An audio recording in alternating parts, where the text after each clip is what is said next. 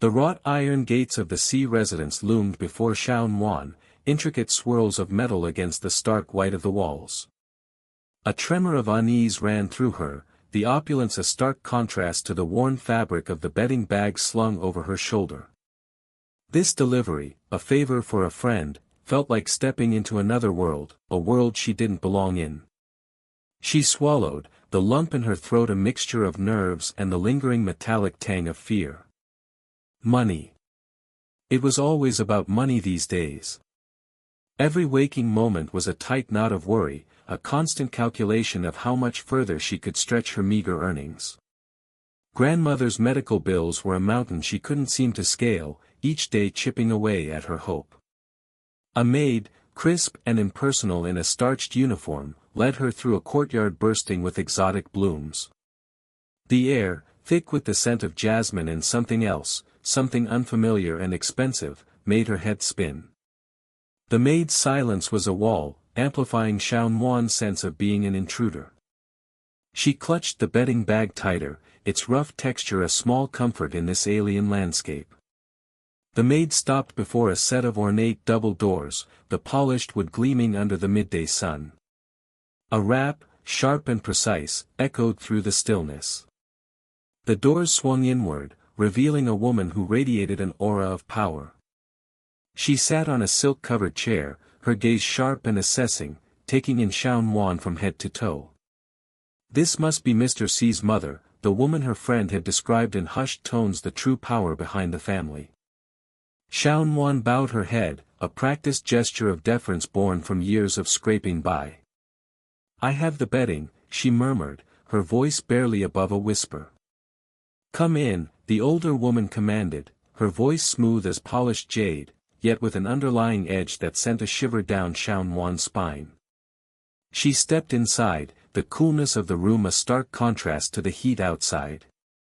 The room was a study in understated elegance, every piece of furniture whispering of wealth and power. Shaun Wan felt a strange mix of awe and resentment. This world, this life of effortless luxury, felt so far removed from her own. Grandmother, lying in her cramped hospital bed, was a constant, aching reminder of the chasm that separated them. "Place it there," the older woman gestured to a nearby chaise lounge, her eyes still fixed on Shaun Wan. There was a calculating glint in her gaze, an unsettling intensity that made Shaun Wan's palms sweat. She quickly placed the bedding down, her movements jerky and awkward under the scrutiny. She wanted to leave, to escape the oppressive weight of the room, but something held her back.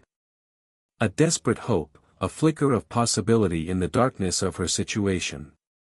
"You seem troubled," the older woman finally said, her voice laced with a strange mixture of sympathy and something else, something that sounded almost like amusement. Shaun Wan hesitated, her mind racing.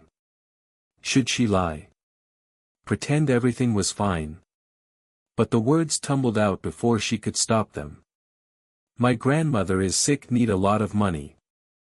The words hung in the air, heavy with desperation. A flicker of something, perhaps satisfaction, crossed the older woman's face. "That's pathetic," she stated bluntly, the lack of empathy stinging like a slap. Shaun Wan flinched, a wave of shame washing over her. She wanted to retort, to defend herself, but the fear of losing this potential opportunity choked the words in her throat. She needed this, needed any chance to earn more money.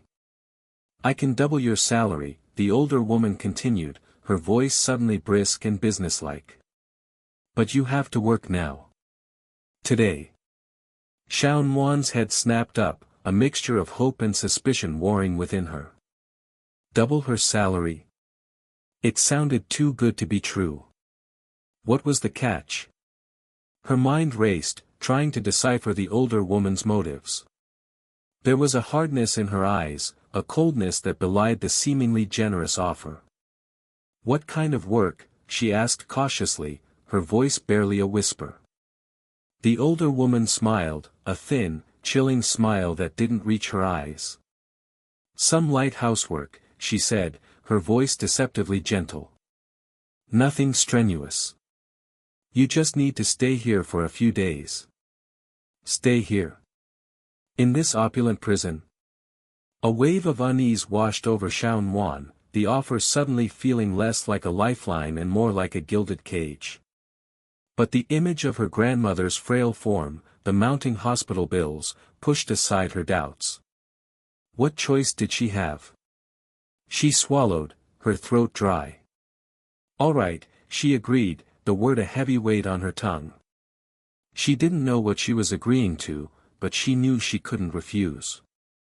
The desperation was a gnawing emptiness inside her, consuming everything else. She had stepped into the lion's den, and she knew, with a chilling certainty, that there was no turning back. The muted click of the latch echoed in the opulent silence of the hallway. Shaun Wan's heart hammered against her ribs, a frantic bird trapped in a gilded cage. She clutched the crisp, starched linen, its weight a paltry shield against the suffocating anxiety that clung to her like perfume. The scent of sandalwood, thick and cloying, seeped from under the heavy mahogany door, a subtle reminder of her previous visit, a visit that had left a bitter taste in her mouth, like swallowed lies. "Mr. C, I'm here to deliver the bedding," she announced, her voice barely above a whisper, each syllable a tiny pebble tossed into the vast, still pool of the night. Inside, a low chuckle vibrated through the wood. The sound, smooth as polished jade, sent a shiver down her spine. It held a predatory undercurrent, a subtle hint of amusement that made her skin crawl. He knew why she was hesitant. He knew the power he held, the desperation clinging to her like a shadow. "Come in," he purred, the word laced with an invitation that felt more like a command. Shaun Wan pushed the door open, her hand trembling slightly. The room was bathed in a soft glow of bedside lamps, casting long, dancing shadows that seemed to writhe and twist like the anxieties churning within her.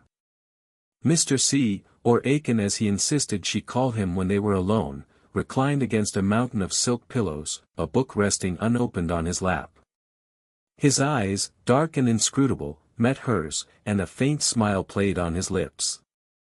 It was a smile that didn't reach his eyes, a smile that spoke of secrets and calculations. "You're late," he observed, his voice a low rumble that seemed to fill the room, displacing the air around her. I apologize, Mr. C, she stammered, her gaze flitting around the room, avoiding his intense stare. The opulence of the suite pressed down on her, a suffocating reminder of the chasm that separated their worlds. The heavy drapes, the gleaming furniture, the faint scent of expensive whiskey, it all spoke of a life beyond her reach, a life she could only glimpse from the outside. Each breath she took felt heavy, laden with the weight of her grandmother's medical bills, the weight of her own dwindling hope. He waved a dismissive hand. "Aiken," he corrected, the word a gentle caress against the silence. "We agreed, when we're alone, Aiken," she repeated, the name foreign and uncomfortable on her tongue. Each syllable felt like a betrayal, a small concession to the man who held her future in his hands. Her inner voice screamed in protest. "Just deliver the bedding and leave. Don't engage. Don't give him an inch."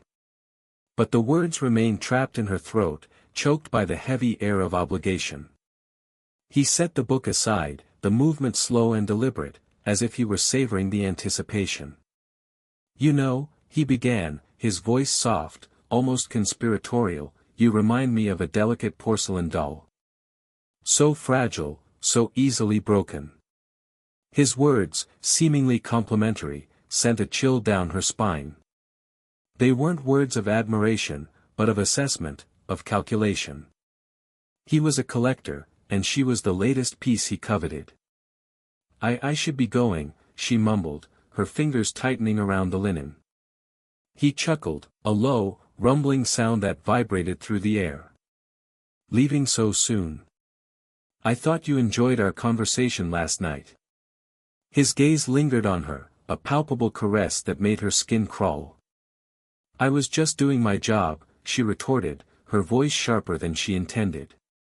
The lie tasted like ash in her mouth.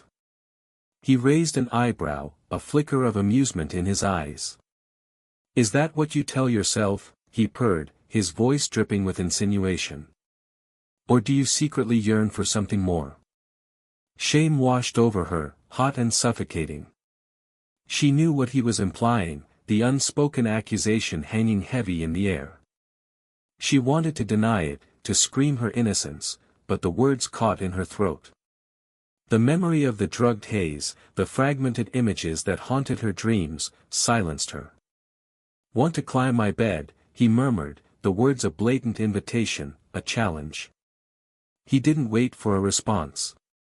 He simply reached out, his fingers brushing against her wrist, sending a jolt of electricity through her veins. The contact, brief as it was, felt like a violation, a branding. "You satisfied me last night," he continued, his voice a low growl. "I was going to give you 500,000, her mind reeled, the figure echoing in her ears like a siren song. It was enough to cover her grandmother's surgery, enough to buy them a little more time. But the price, but you put drugs in the incense burner." The accusation, sharp and cold, pierced through the fog of confusion. The blood drained from her face, leaving her feeling cold and hollow. She stared at him, her eyes wide with disbelief. I didn't," she stammered, her voice barely a whisper. The room seemed to spin around her, the opulent furnishings blurring into a dizzying kaleidoscope. He watched her, his expression unreadable, a mask of calculated indifference. The sandalwood scent, once subtly alluring, now felt oppressive, suffocating. It was the scent of betrayal, the scent of a trap closing in. The ornate clock in the hallway chimed, a brittle, metallic sound that echoed the hollowness in Shaun Wan's chest. Sunlight, filtered through the expensive silk curtains, cast long shadows across the polished marble floor, a stark contrast to the grime and worry that clung to her like a second skin. She had expected resistance, anticipated denial, perhaps even outright hostility. But the stillness in the grand house, the hushed whispers of the servants, the very air itself seemed thick with a suffocating acceptance. It was as though the walls themselves knew the truth, a truth she was only now beginning to grasp in its entirety. She stood before the old lady, the matriarch of the C family, a woman whose elegant silk robes and meticulously coiffed hair belied a ruthlessness that Shaun Wan was only just beginning to comprehend. The old lady sat on a carved rosewood chair, her hands clasped tightly in her lap, a picture of serene composure. But beneath that carefully constructed facade, Shaun Wan sensed something else, a flicker of something cold and calculating. "Why?" Shaun Wan's voice was barely a whisper, each word scraped raw from her throat. The question hung in the air, heavy with unspoken accusations. Her hands trembled, fists clenched so tightly her nails dug into her palms. "Why? Why me?" The thought echoed in her mind, a relentless drumbeat against the rising tide of nausea. She had come here seeking answers, demanding explanations, but now, faced with the architect of her misery, the words seemed inadequate, insufficient to convey the depth of her betrayal. The old lady's gaze was steady, unwavering. She looked at Shaun Wan not with malice, but with a strange, unsettling detachment, as if assessing a valuable object. It was a look that stripped Shaun Wan bare, reducing her to nothing more than a vessel, a means to an end. The realization sent a shiver down her spine, a cold dread that seeped into her bones. "Why did you put that kind of medicine in the incense?" Shaun Wan pressed, her voice gaining strength, fueled by a growing anger. The scent of sandalwood, once a soothing fragrance, now carried the bitter tang of deceit. It clung to the air, a constant reminder of the violation she had suffered. The old lady sighed, a delicate sound that seemed to carry the weight of generations. "I can't let the C family die out," she finally said, her voice low and even. "So I came up with this method. Please, give Aiken a child." The words hung in the air, stark and brutal in their simplicity. Shaun Wan stared at her, a whirlwind of emotions raging inside her. Disbelief, fury, a sickening sense of helplessness. A method? A child? It was as if they were discussing a business transaction, not the theft of her body, the manipulation of her future. A method? Shaun Wan repeated, the words laced with incredulity. Her mind raced, trying to comprehend the sheer audacity of the woman before her. She had imagined elaborate justifications, convoluted explanations, but this cold, calculated pragmatism was far more chilling. The old lady's expression remained unchanged. Aiken needs an heir, she continued, as if explaining a simple fact. He's the last of our line. And you were the most suitable. Suitable? The word stung, a slap in the face. Suitable for what? To be used, manipulated, discarded? The thought choked her. She wanted to scream, to lash out, to shatter the composed mask of the woman who held her future in her hands. But a strange numbness was starting to creep in, a chilling detachment that made it difficult to breathe. Suitable? Shaun Wan echoed, the word a hollow whisper. She looked around the opulent room, at the priceless antiques, the intricate carvings, the very embodiment of the Sea family's wealth and power. And she saw, with a clarity that was both terrifying and liberating, the cage they had built for her, gilded though it might be. The old lady's eyes, though aged, held a sharp intelligence. She seemed to read Shaun Wan's thoughts, to understand the storm brewing within her. You'll be well taken care of, she said, her voice softening slightly. You and the child. You'll want for nothing. It was a bribe, thinly veiled as a promise. Security in exchange for her freedom, her dignity. The thought made her stomach churn. She had come here seeking answers, seeking justice, but what she found was a cold, calculated transaction. Shaun Wan closed her eyes, trying to steady her breathing, to quell the rising panic. Breathe, she told herself. Think. She had to think clearly, had to find a way out of this labyrinth of deceit. Opening her eyes, she met the old lady's gaze. You think you can buy me? She asked, her voice surprisingly steady. The numbness was receding, replaced by a burning ember of defiance. A flicker of surprise crossed the old lady's face, the first crack in her carefully constructed composure. It's not about buying you, she said, her voice a little sharper now. It's about ensuring the continuation of our family. And what about my family? Shaun Wan countered, her voice rising. What about my grandmother? What about my life? The image of her grandmother, frail and sick, flashed in her mind, a stark reminder of the desperation that had led her to this point. And suddenly, the anger, the fear, the helplessness coalesced into a single, powerful emotion, resolve. She would not be a pawn in their game. She would fight. The old lady remained silent for a long moment, her gaze fixed on Shaun Wan. The silence stretched, thick with unspoken tensions. And in that silence, Shaun Wan knew, with a chilling certainty, that the battle had just begun. The café buzzed with the midday rush, a cacophony of clattering ceramic and hurried conversations swirling around Shaun Wan like a bitter, caffeinated wind. The aroma of freshly brewed coffee, usually a comfort, now churned her stomach with a nausea that had little to do with the lukewarm latte in front of her. Across the small table, Ren Jie nervously adjusted his tie, his eyes darting around a crowded space, anywhere but at her. Shaun Wan watched him, a strange detachment settling over her, as if observing a stranger enacting a poorly rehearsed play. Had he always been this fidgety, this shifty? Or was she only just noticing, the rose-tinted glasses of their relationship finally shattered, the shards digging into her heart? So, Ren Jie began, clearing his throat, the sound grating on her raw nerves, about your grandmother's medical bills. His words, meant to be conciliatory, were like acid on an open wound. Just the mention of her grandmother's escalating hospital expenses sent a fresh wave of despair washing over her.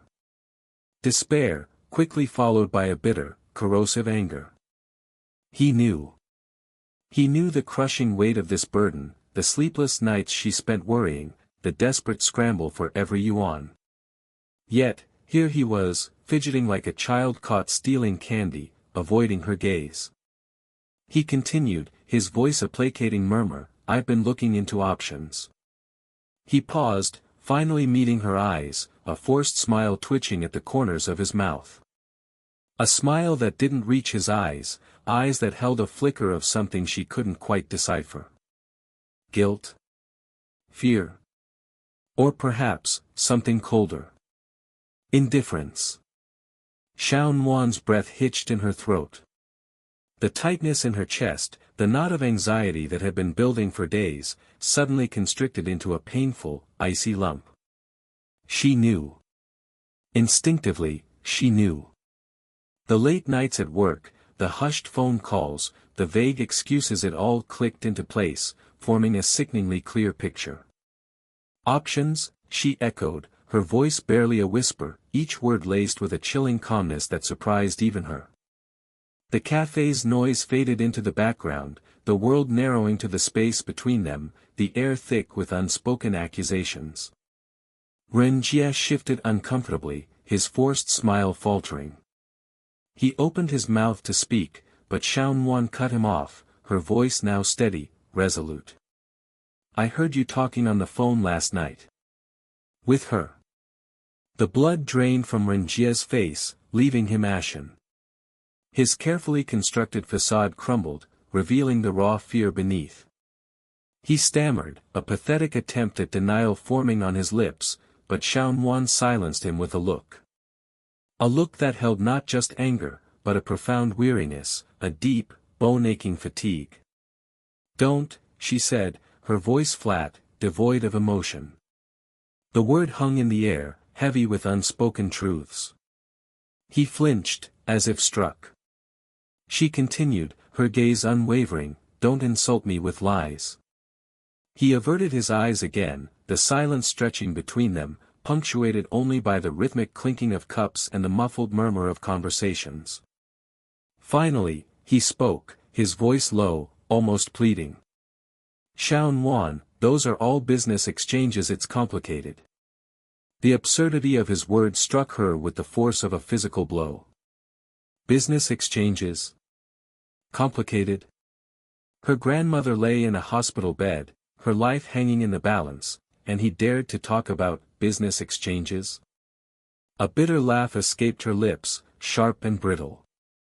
The raw injustice of it all clawed at her throat, threatening to choke her. He reached across the table, his hand hovering over hers. She recoiled as if burned, pulling her hand back, clutching it to her chest as if to protect her heart from further damage. He faltered, his hand retreating, his expression a mixture of hurt and confusion. "Ren Jie," she began, her voice surprisingly steady despite the turmoil raging within, "let's break up." The words hung in the air, stark and final. He stared at her, his eyes wide with disbelief. "Xiao Nuan, what? Don't be ridiculous." "I can explain." "Explain what?" she asked, her voice rising slightly, the carefully constructed calmness cracking. "Explain how you've been lying to me. Explain how you've been spending your time and money on someone else while my grandmother lies sick in a hospital bed."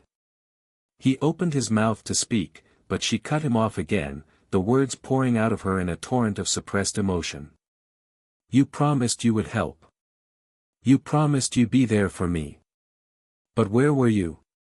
Where were you when I needed you the most?" He flinched, his gaze dropping to the table, his silence a damning confession.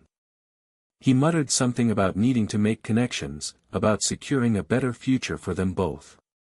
A future that now seemed as hollow and meaningless as the promises he had broken. "A better future," she repeated, the words dripping with sarcasm.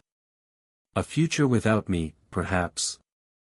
He looked up, his eyes pleading. "Xiao Nuan, please, I can pay your grandmother's medical expenses. Just give me another chance." His words, meant to appease, only fueled her anger. It wasn't about the money.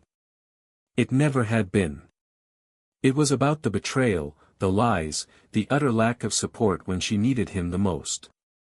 The money was just a cruel reminder of the price she had paid for his hollow affections. "No, Renjie," she said, her voice firm, resolute. "We're done." She stood up, pushing the chair back with a scraping sound that echoed in the sudden silence. She looked down at him, his face a mask of disbelief and pleading, and a wave of pity washed over her. Pity for him, for the man he was, and for the future they would never have. But the pity was fleeting, quickly replaced by a steely resolve. She had wasted enough time, enough energy, on a man who didn't deserve her. She had a grandmother to save, a life to rebuild. And she would do it alone. Turning her back on him, she walked away, the cafe's noise fading behind her, replaced by the steady rhythm of her own footsteps, each step carrying her further away from the wreckage of their broken promises, towards an uncertain future, but a future that, finally, was hers alone. The weight of the world still pressed down on her, heavier than ever, but now, amidst the crushing burden, a new sensation flickered within her, a sense of liberation, a fragile bud of hope blooming in the barren landscape of her despair. The neon lights pulsed like a throbbing migraine, staining the street a sickly sweet pink.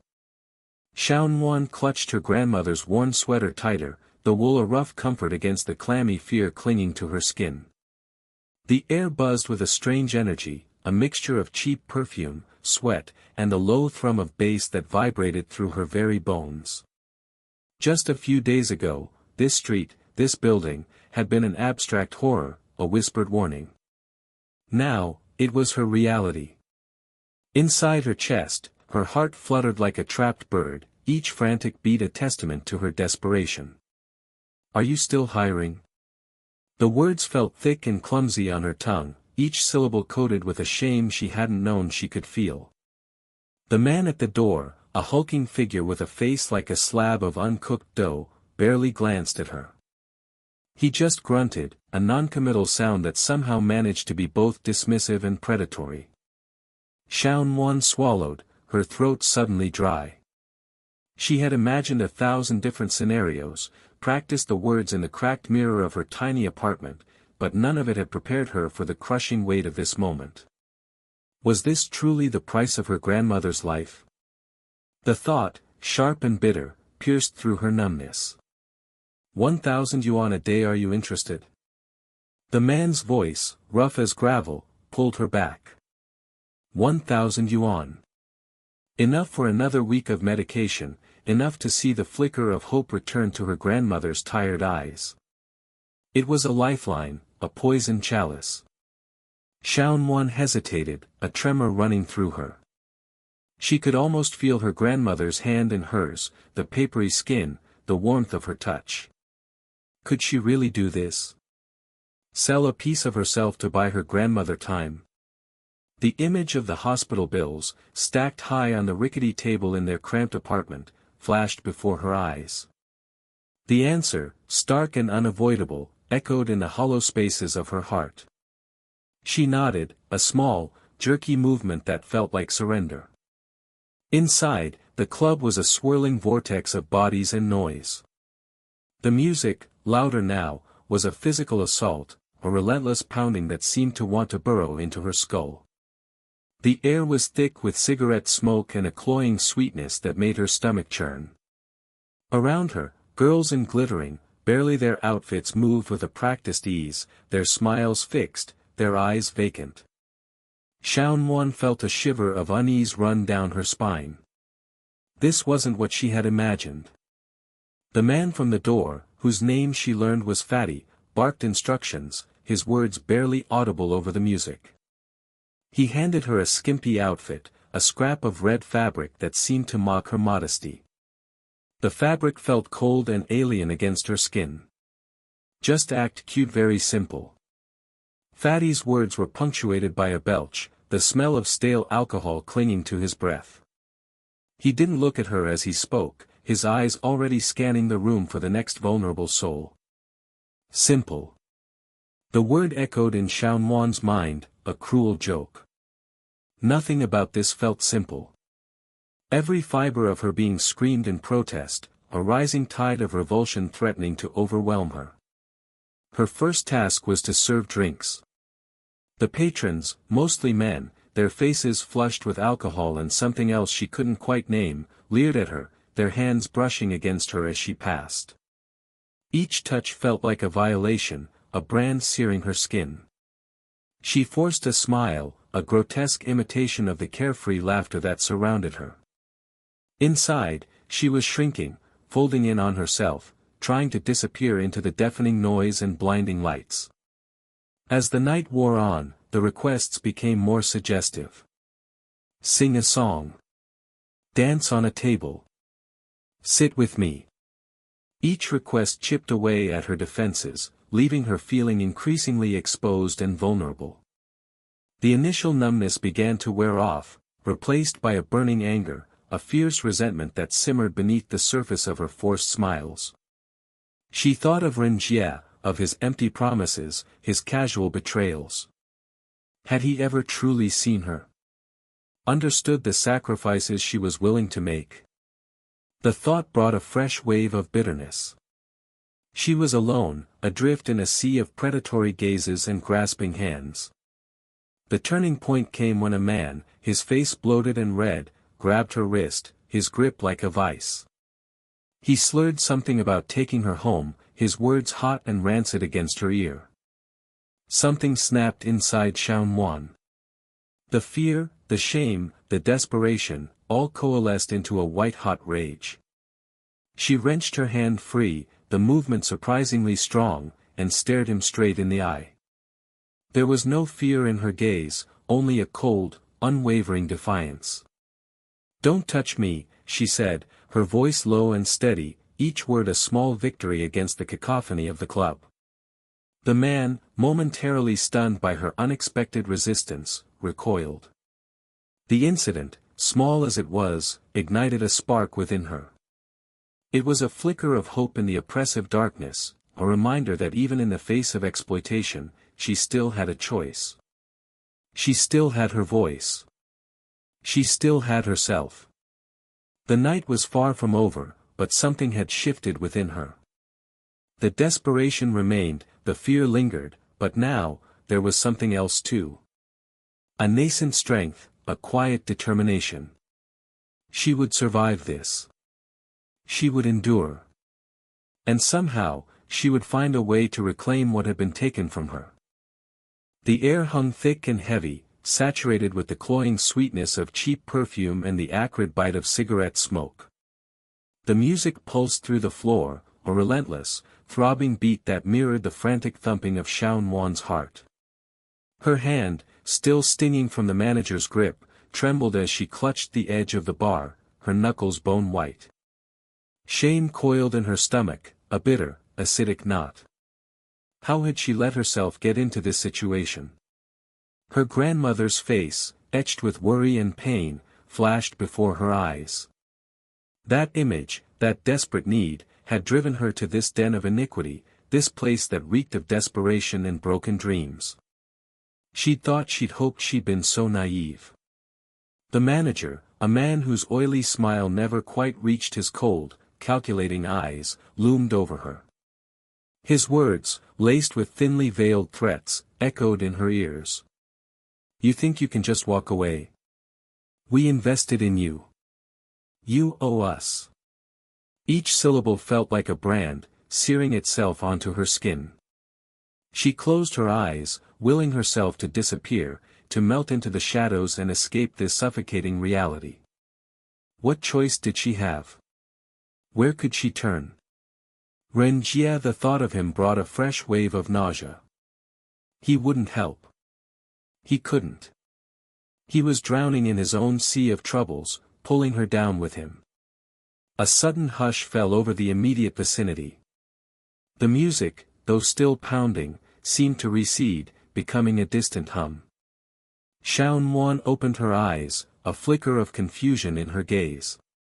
The manager's posture had shifted. The arrogant swagger was gone, replaced by a rigid, almost fearful stillness. He was staring at something, or someone, behind her. A cold dread washed over Xiao Wan. She didn't want to turn. She didn't want to see what had caused that change in the manager's demeanor. But some primal instinct, a desperate need to know the source of the impending doom, forced her to turn. Mr. C stood at the edge of the dance floor, his figure a stark silhouette against the flashing lights. His face was obscured by shadows, but the air around him crackled with an almost palpable intensity. He moved with a predatory grace, his steps measured and deliberate, as if he were a panther stalking its prey. Two men, large and imposing, flanked him, their faces grim and expressionless. The crowd parted before him, a silent acknowledgement of his power, his presence. Xiao Wan's breath hitched in her throat.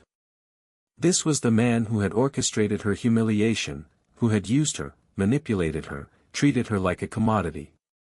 And yet, in this moment, a strange, unsettling sense of relief washed over her. It was a twisted, perverse kind of relief, the kind that comes from knowing the devil you know is less terrifying than the devil you don't. He stopped a few feet away, his gaze finally settling on her. His eyes, dark and unreadable, held a strange intensity that made her shiver. He didn't speak. He didn't need to. The silence stretched, taut and heavy with unspoken words, unspoken threats. The manager, his face now ashen, stammered, Mr. C. I didn't know." His voice trailed off, lost in the oppressive silence. Mr. C's lips curved into a thin, chilling smile. "Dare to touch my woman," he said, his voice low and dangerously smooth, each word a precise, deliberate blow. "Tell me," he continued, his gaze boring into the manager's soul, "how do you want to die?" Xiao Wan's mind reeled. His woman. The words echoed in her ears, a jarring dissonance against the reality of their relationship. He had bought her, paid for her, used her.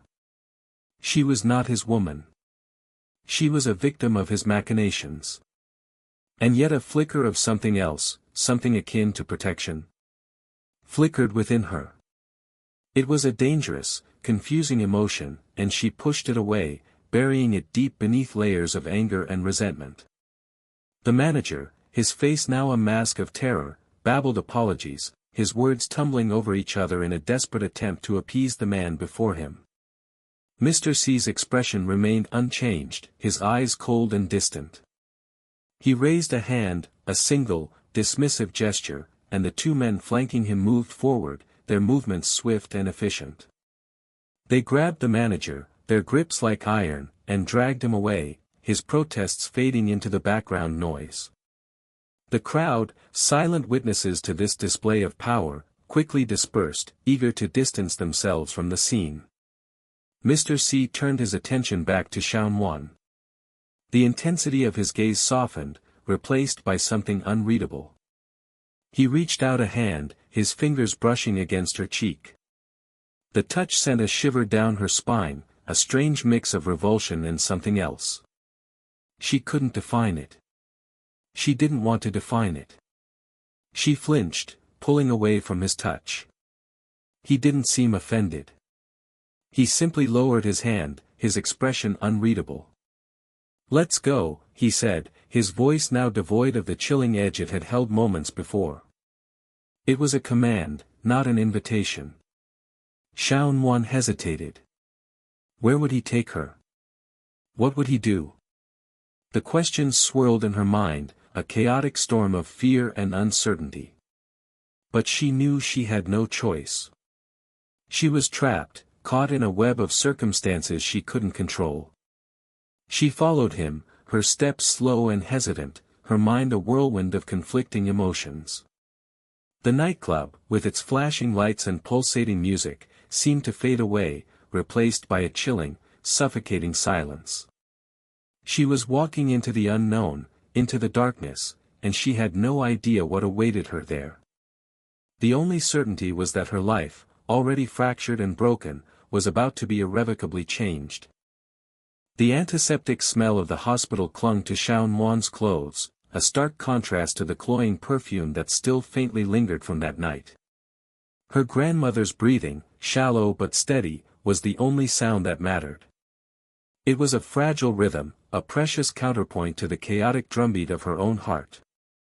She had secured the treatment, the exorbitant cost covered by Mr. C. Aiken, as he insisted she call him. Each syllable of his name felt like a betrayal, a bitter reminder of the price of her grandmother's life. Yet, a strange flicker of something akin to gratitude, twisted and unwelcome, sparked within her. Aiken. The name echoed in the sterile room, a discordant note. He visited daily, his presence a suffocating mixture of concern and something else possessiveness. His eyes, dark and unreadable, lingered on her, making her skin crawl.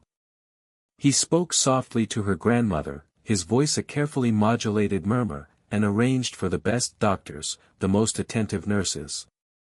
It was a performance, she knew. A carefully constructed facade to mask the ugliness of his actions. Yet, a part of her, small and desperate, clung to the hope that perhaps, beneath the layers of manipulation, there was a sliver of genuine remorse. Rengier's calls went unanswered. His apologies, delivered with a practiced sincerity, felt hollow and meaningless. She saw through his facade, the desperation in his eyes mirroring her own from weeks ago. He needed her, not for love, but for the stability she no longer possessed. The revelation of his infidelity, a cruel twist of the knife, had severed the last thread of affection she held for him. "I need you, Mwan," he had pleaded, his voice thick with false emotion. "I made a mistake." But she knew, with a chilling certainty, that his mistake wasn't the infidelity itself, but getting caught. The weight of her choices pressed down on her, heavy and suffocating. She felt adrift in a sea of moral compromises, each decision a step further from the shore of her own integrity. The hospital room, a sanctuary of healing, felt like a prison. She longed for the simplicity of her former life, the naive belief in love and loyalty that now seemed like a childish fantasy. Aiken found her on the rooftop garden, a small patch of green amidst the concrete jungle of the hospital. The city lights twinkled below, a cold, indifferent spectacle. He stood beside her, the silence stretching between them, thick with unspoken words. "The doctors say she's improving," he said, his voice low and hesitant. She nodded, unable to meet his gaze. The guilt gnawed at her, a constant reminder of the transaction that had saved her grandmother. "Shaun Wan," he began, his voice laced with a strange vulnerability she hadn't heard before. I want to make things right." The words hung in the air, fragile and uncertain. She turned to him, her eyes narrowed, searching his face for any hint of deception. He continued, his gaze fixed on the distant skyline. "Marry me." The proposal, delivered with such unexpected sincerity, stunned her. It was a move she hadn't anticipated, a twist in the narrative she hadn't foreseen. Her mind raced, trying to decipher the motives behind his words. Was it another manipulation, a way to further control her? Or was it something else entirely? "Why?" she whispered, the question barely audible above the city's hum. He turned to her, his eyes meeting hers for the first time that evening. "Because," he said, his voice barely above a whisper, "I've realized I care for you." The confession, so raw and unexpected, disarmed her. It wasn't the grand declaration of love she might have dreamt of in her younger days, but it held a different kind of power, a quiet intensity that resonated within her. She saw a flicker of something genuine in his eyes, a vulnerability that mirrored her own. The following days were a blur of whispered conversations, tense negotiations, and the simmering disapproval of Aiken's mother. The old lady, a formidable woman with a steely gaze, saw Shaun Wan as an opportunist, a threat to her family's legacy. "You cannot marry her, Aiken," she hissed, her voice dripping with disdain. "She's nothing but a gold digger." The confrontation took place in the opulent living room of the C family mansion, the air thick with tension. Aiken stood between them, his face a mask of conflicting emotions. "Mother," he said, his voice firm, "I've made my decision." He turned to Shaun Wan, his eyes holding a newfound resolve. "I'm choosing Shaun Wan." The old lady's face hardened, her lips pressed into a thin line. "You'll regret this," she spat, her voice laced with venom. But Aiken didn't waver. He took Shaun Wan's hand, his grip firm and reassuring. It was a gesture of defiance, a declaration of his intent.